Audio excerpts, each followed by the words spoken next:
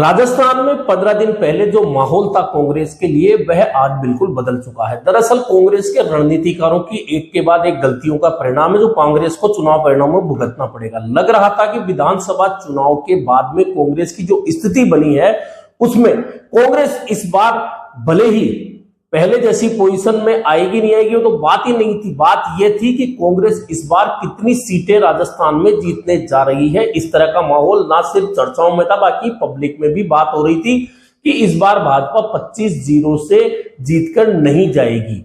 लेकिन अब कांग्रेस के रणनीतिकारों की एक के बाद एक गलतियों का परिणाम कांग्रेस को चुनाव परिणामों में बहुत सारे लोकसभा क्षेत्रों में भुगतना पड़ेगा, यह तय है। दरअसल पहले जयपुर शहर में गलती करी और बिना कोई बड़े कारण के सुनील शर्मा को पहले तो टिकट दिया, बिना किसी कोई बड़े कारण के सिर्फ ट्वीट और सोशल मीडिया के आधार पर फैसला लेकर वह टिकट बदल दिया गया। अब टिकट बदल दिया गया तो इसका परिणाम निश्चित मान के चलिए कि जिस वर्ग से भी टिकट दिया जाता है फिर उस वर्ग का टिकट छीनकर किसी और को दिया जाता है तो उसका परिणाम उस लोकसभा क्षेत्र पर निश्चित तौर पर पड़ेगा। इसका असर तो सिर्फ जयपुर शहर नहीं जयपुर शहर के आसपास भी पड़ना तय है। अब दूसरी गलती हुई है राजसमंद में।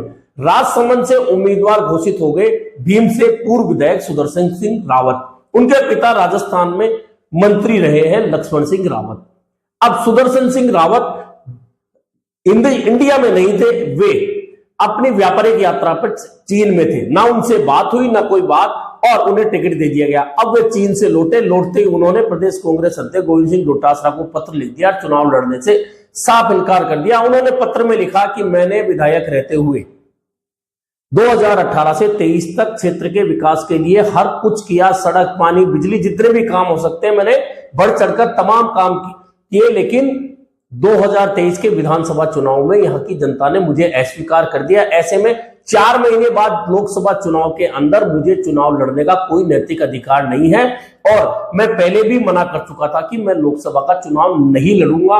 लेकिन मेवाड़ के एक नेता ने मेरे टिकट को लेकर मेरे नाम को लेकर कंफ्यूजन पैदा किया आला कमान तक और मुझे टिकट दे दिया गया। अब बात यह है कि मेवाड़ के ऐसे कौन से नेता हैं, बड़े नेता जो कि टिकट सुदर्शन सिंह रावत को दिलाना चाहते थे उनकी मनाही के बावजूद। तो सीधी सी बात है, मेवाड़ में अगर कांग्रेस में कोई एक नेता है जो अपनी सलाह दे सकता है, अपनी राय दे सकता है, उन्हें तवज्जो दी जा सकती है तो मात्र वे डॉक्टर सीपी जोशी हैं, पूर्व विधानसभा अध्यक्ष। निश्चित वैसे भी राजसमंद जिले की राजनीति हो, उदयपुर की राजनीति हो, भीलवाड़ा की राजनीति हो, उसके अंदर डॉक्टर सीपी जोशी का दबदबा राय मशवरा चलता है और यह निश्चित तौर पर सुदर्शन सिंह रावत ने भले ही अपने पत्र में नाम नहीं लिखा लेकिन उनका इशारा मेवाड़ के एक बड़े नेता यानी कि डॉक्टर सीपी जोशी की तरफ था। यह पत्र उन्होंने लिख दिया, चुनाव लड़ने से स्पष्ट रूप से इनकार कर दिया, यानी कि राजसमंद में अब कांग्रेस को अपना उम्मीदवार बदलना पड़ेगा। यह दूसरा उम्मीदवार होगा जो राजस्थान की 22 सीटों में से 2 सीटों पर कांग्रेस को बदलना पड़ेगा।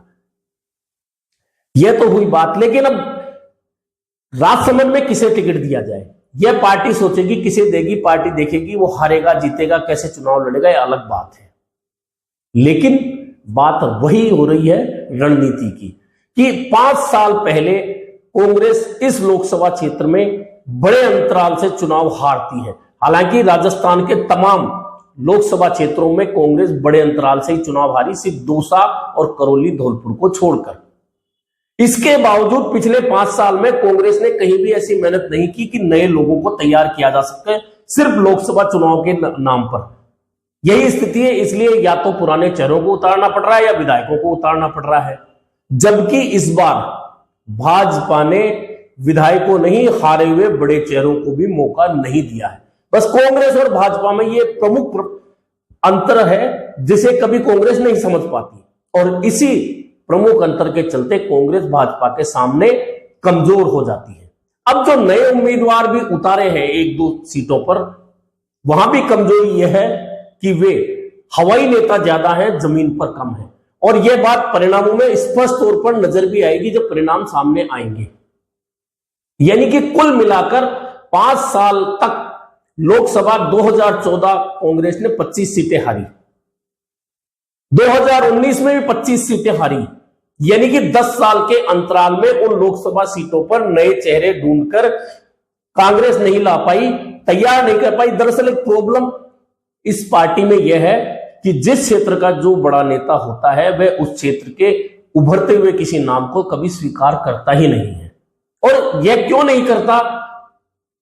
क्योंकि यदि वह नाम उभर गया तो उनकी राजनीति पर विपरीत प्रभाव पड़ेगा और उनका प्रभाव कम हो जाएगा। यह एक बहुत प्रॉब्लम है कांग्रेस के तमाम नेताओं में। कोई भी नेता इस बात से इनकार नहीं कर सकता।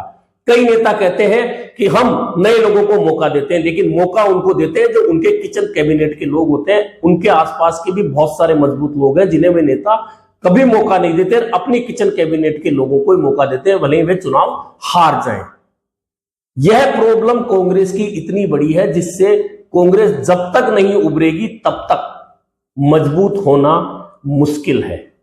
भाजपा की बार बार बात मैं इसलिए कह रहा हूं कि भाजपा में उम्मीदवार बदलना, मुख्यमंत्री बदलना, लोकसभा में मंत्री रहे हुए नेताओं को बदलना, यह एक ऐसी आदत है जो भाजपा को लगातार मजबूत बना रही है। और भाजपा ने यह आदत कांग्रेस से ली है। अब आप कहेंगे कांग्रेस से कैसे लिए? तो आप इंदिरा गांधी का समय याद कर लीजिए, राजीव गांधी का समय याद कर लीजिए, जब तुरंत फैसले होते थे मुख्यमंत्री बदलने के, लोकसभा के उम्मीदवार बदलने के, विधानसभा के उम्मीदवार तुरंत बदलने के, जीते हुए मंत्रियों को टिकट काटकर घर बिठा दिया जाता था, उनकी जगह दूसरे नए चेहरे उतारे जाते थे और वे चुनाव जीतकर आते थे। यही कारण था कि कांग्रेस तब तक मजबूत रही।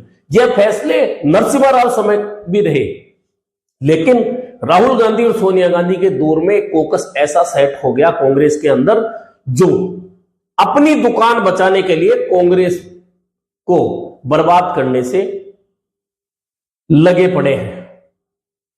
मेरी दुकान बचे, मेरा नाम बचे, बस इसके अलावा उस कोकस को कोई काम नहीं है। इस कोकस में एक नहीं, दिल्ली में बैठे अधिकांश नेताओं पर आप नजर डाल लीजिए, आपको नजर आ जाएगा कि वर्षों से वे वहीं जमे पड़े हैं, कभी चुनाव लड़ने नहीं जाते, कहीं वे वोट नहीं दिला सकते, वे भीड़ नहीं खींच सकते, उनके पास मैनेजमेंट नहीं है।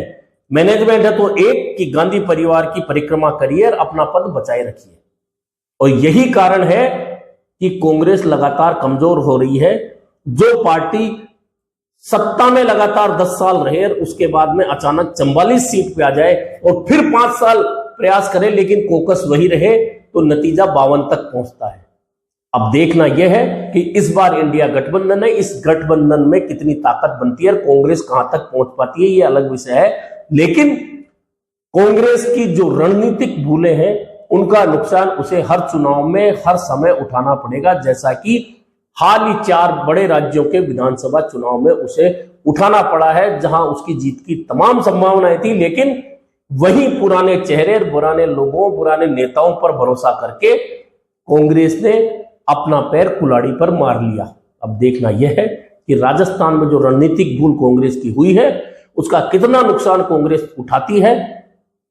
हालांकि यह तय है कि इस बार जो चुनावी तस्वीर बनी हुई है अभी तक राजस्थान में, उसमें यह तो तय है कि कांग्रेस इस बार कुछ ना कुछ लेकर जरूर निकलेगी और भाजपा 25-0 की हैट्रिक इस बार नहीं कर पाएगी, जो तस्वीर आज तक बनी हुई है। हालांकि पहले दौर का मतदान 19 अप्रैल को होगा, दूसरे दौर का 26 अप्रैल को होगा। तब तक कोई नई बात हो जाए, नया मामला आ जाए, नया मुद्दा बन जाए और तस्वीर बदल जाए, वो अलग बात है। लेकिन आज की जो तस्वीर है उसमें कांग्रेस कुछ ना कुछ 3, 4, 5 सीटों पर अच्छा प्रदर्शन करती दिखती है, लेकिन यह प्रदर्शन अच्छा कितना रह पाएगा यह तो चुनाव परिणाम बताएंगे।